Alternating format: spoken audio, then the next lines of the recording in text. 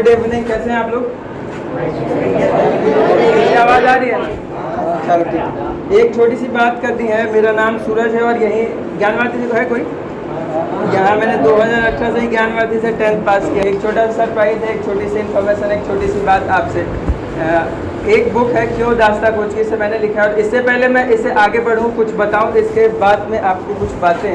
एक छोटा सा क्वेश्चन, मैं जहाँ भी जाता हूँ शुरुआत यहीं से करता हूँ। एक छोटा सा क्वेश्चन कि एक इंसान में और एक जानवर में, एक इंसान में और एक जानवर में अगर हम फिजिकल चीज़ों को, भौतिक चीज़ों को छोड़ दें तो अंतर कहाँ पर आता है?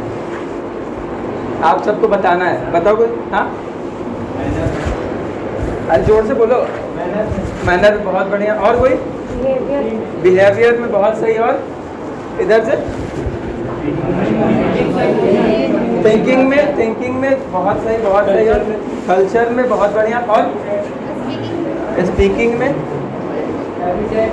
हैबिटेट, बहुत बढ़िया। ये सारी बहुत सारी चीज़ें थी जो एक इंसान को एक जानवर से अलग बनाती है। और एक और विशेष चीज़ जो इंसान को जानवर से अलग बनाती है वो होती है इंसानों के भीतर की उत्सुकता, उसके भीतर की क्यूरियोसिटी। और उसी क्यूरियोसिटी की वजह से एक इंसान सवाल पूछता है, एक इंसान समाधान ढूंढने की कोशिश करता है।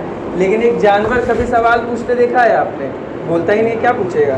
सवाल वो नहीं पूछता, उसके भीतर वो उत्सुकता नहीं। और बस इसी का नतीजा है कि इंसान इस तरीके से इवॉल्व हो पाए। और सब एनिमल, और सब पूरे एनिमल किंगडम में इंसान सबसे ज़्यादा इवॉल्व एनिमल है। इंसान भी तो एनिमल है बट इवॉल्व सबसे ज़्यादा है।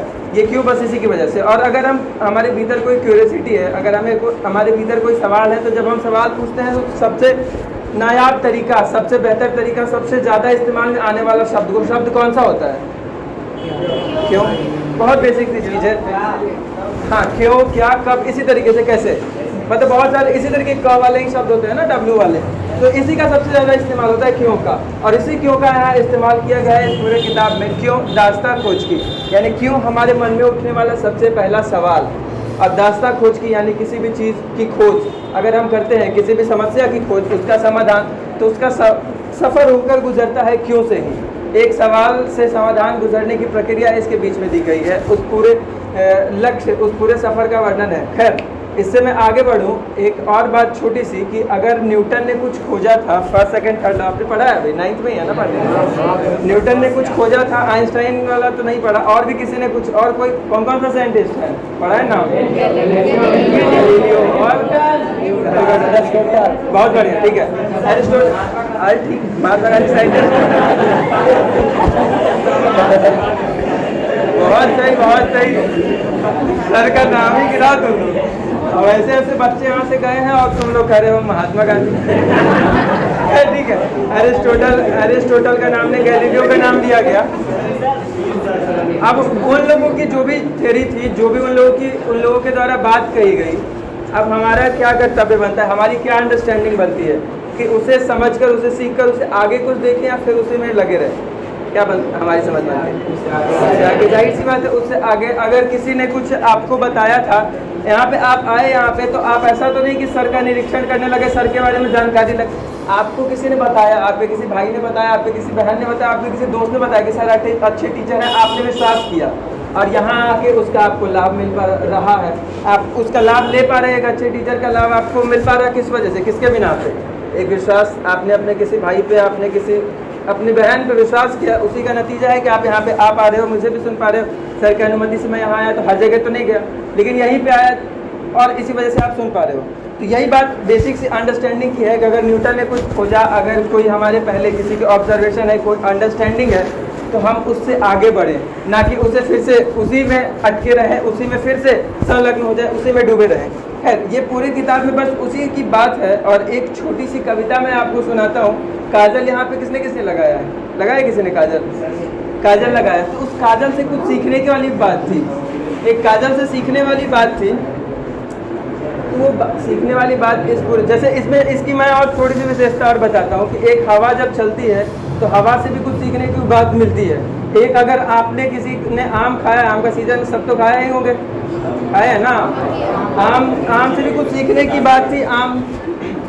आम भी कुछ बातें करता है। चावल आप में से सब अभी खा के आए होगे दोपहर में, चावल भी कुछ अच्छा, जिसने भी खाया कभी तो खाया होगा चावल। चावल भी कुछ बातें करता है। तो वो सब छोटी छोटी बातें हैं जो एक बहुत बेसिक सी चीज़ है। अभी मैं यहाँ कदम बढ़ा रहा हूँ, छोटा सा एक कदम है, कदम से भी कुछ सीखने की बात है। ये छोटी सी बात है, इससे क्या सीख सकते हैं, इसकी ऑब्जर्वेशन क्या है, ये मैं आपको सुनाता हूँ। इससे आपको आगे की बात पता चल जाएगी। एक बस बेसिक सी अंडरस्टैंडिंग, एक कविता सुनाऊंगी, तो बहुत सारी कविताएँ हैं। और एक छोटी सी कविता है कोमल, काजल छोड़ो, मैं कोमल सुनाऊँ। कोमल किसी का नाम नहीं है ना, चलो ठीक, बहुत सही। एक कविता है कोमल, कुछ हो गया तुम क्या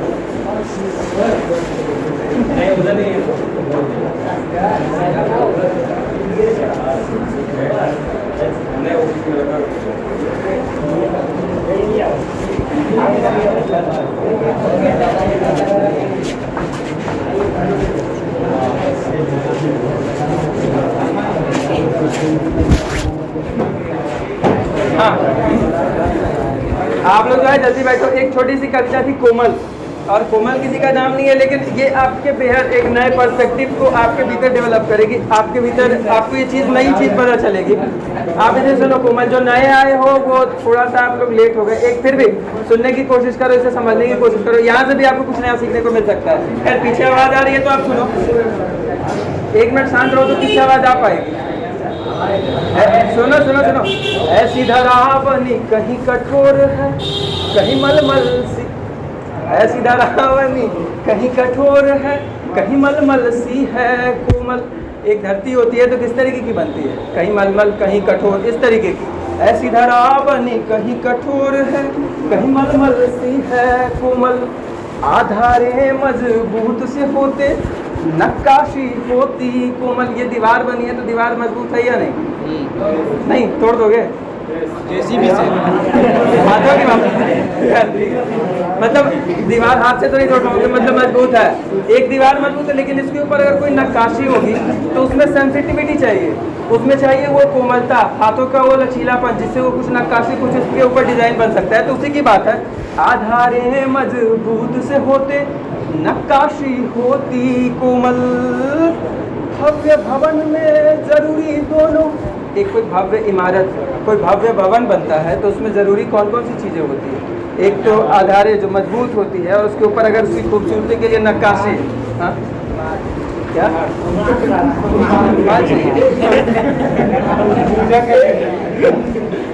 अरे वो तो शुरुआत की, उसके बाद मतलब अगर बन गया तब वो दीवार मजबूत होने जाए, उसके ऊपर नक्काशी। ज़्यादा बेसिक नहीं जानना है। हाँ, भव्य भवन में, अरे पीछे फिर आवाज नहीं आएगी। भव्य भवन में जरूरी दोनों, साथ परस्पर भी दोनों। बल से बस दीवारें बनती, अगर दीवार बननी है तो उसमें बल चाहिए, लचीलापन नहीं। अगर लचीलेपन से दीवार बनता है, दीवार बनेगी तो इधर उधर हो जाएगी, लचीला है ना। बल से बस दीवारें बनती, लेकिन इसी बल का प्रयोग उसके ऊपर नक्काशी पे किया जाए तो क्या वो सही हो पाएगा? नक्काशी पे बेढंग हो जाएगी। तो बस उसी की बात है। बल से बस दीवारें बनती, उस पे कला होती कोमल। भूप भवन में, भूप का मतलब पता है ना, किसी को हिंदी में पढ़ा होगा पर्यायवाची में, भूप नरेश ये सब पढ़ा होगा ना। भूप का मतलब नहीं पता है, राजा सबको पता है, पढ़ा नहीं है आप लोगों ने, हाँ ठीक है। भूप का मतलब राजा।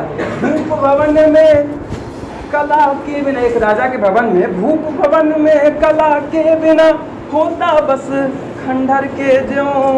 अगर एक कोई भव्य सा इमारत है, उसमें अगर कला नक्काशी नहीं है तो वो कितना बेढंग सा देखने में लगता है। रहने के लिए सही है, लेकिन देखने के लिए उसमें नक्काशी बहुत ज़रूरी है, एक उसमें कला का कुछ इस्तेमाल होना बहुत ज़रूरी है। भूप भवन भी कला के बिना होता बस खंडहर के ज्यों। जब नारी कला सुंदर जग की, जब नारी कला सुंदर जग की, नारी ही रहे ना क्यों। जब नारी कला सुंदर जग की, नारी ही रहे ना क्यों। ये छोटी सी बात यहाँ समझ पा रहे हो आप, कि अगर एक कोई लड़का है यानी नर है, अगर कोई लड़की है नारी, तो ऐसा नहीं कि लड़कियों को चाहिए कि लड़के की तरह ही बने। एक लड़की है उसकी विशिष्टता और है, एक लड़की है, एक लड़का कोई है उसकी विशिष्टता और है। दोनों अपनी जगह पे विशेष है, दोनों अपने जगह पे विशिष्ट हैं। तो लड़कियां अगर लड़कों की तरह बनना चाहिए तो पहली बात तो वो खुद को भूल जाएंगी, जिनसे उनका विकास संभव था, जिनसे उनकी सबसे उत्थान, सबसे अच्छे तरीके का उत्थान संभव था, वो उनका मिट जाएगा। इस चक्कर में कोई लड़के की तरह बनना चाह रहे हैं, लेकिन अगर लड़कियां सिर्फ लड़की की तरह रहे तो वो बहुत ज़्यादा, लड़कों से भी हो सके ज़्यादा विकास कर पाएँ, लेकिन अगर लड़कों की नकल करेंगी तो लड़कों से तो आगे बिल्कुल नहीं बढ़ पाएंगी। बहुत जाहिर सी चीज़ है, लड़कियां अपने तरीके से विशिष्ट होती हैं। और बस इसी आखिरी में क्यों शब्द है ना इसका, जब नारी कला सुंदर जग की, नारी ही रह रहे ना क्यों। और इसी तरीके से हर एक कविता के अंत में क्यों का इस्तेमाल है और ऐसी क्यों से समाधान देने की कोशिश की गई। ये तो बहुत बेसिक सी चीज़ है।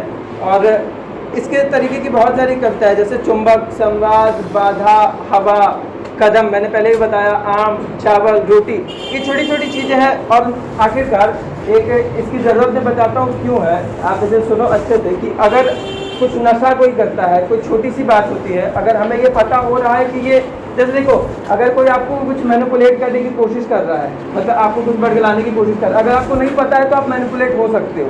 लेकिन अगर आपको पता है कि वो ये करने की कोशिश कर रहा है, लेकिन वो दिखा नहीं रहा कि ये हो मैं करना चाह रहा हूँ, तो आपको ये देख कर हंसी आएगी, उसके जो भी व्यवहार को देख के काफ़ी हंसी आएगी, है कि नहीं? अभी हंसी आ रही है, हंस तो रही, हंस भी लो कभी कभी।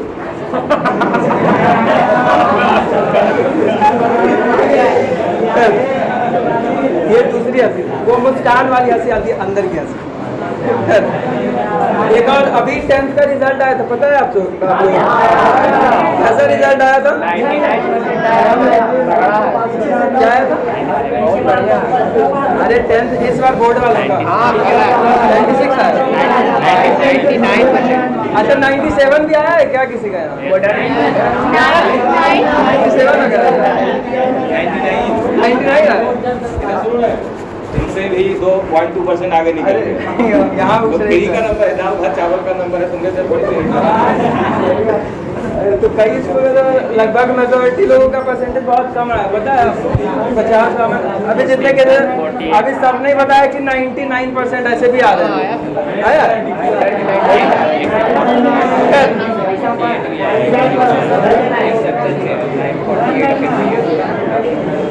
ये देखो, एक बस इसी सुनो सुनो सुनो सुनो सुनो सुनो एक मिनट ध्यान दो यहाँ पे, साइलेंट। अभी जो बस ये बात बताई ना 10th के रिजल्ट, उसी को बस यहाँ पे ध्यान में रखो। एक कविता है, उसकी अंडरस्टैंडिंग आपको काफ़ी मिलेगी। एक छोटी सी कविता है, आखिरी में कागज। शांत रहोगे तो आवाज़ नहीं छा पाएगी, वरना आप बहुत अच्छी चीज़ भी मिस कर सकते हो। खैर, निकले तरु से जिस पे स्याही, चलता गाता वो कागज। तरु का मतलब पता है यहाँ? अभी भूख का मतलब तो पता नहीं था, तरु का मतलब पता है? बहुत सही है। इधर ही, उधर किसी को नहीं पता है?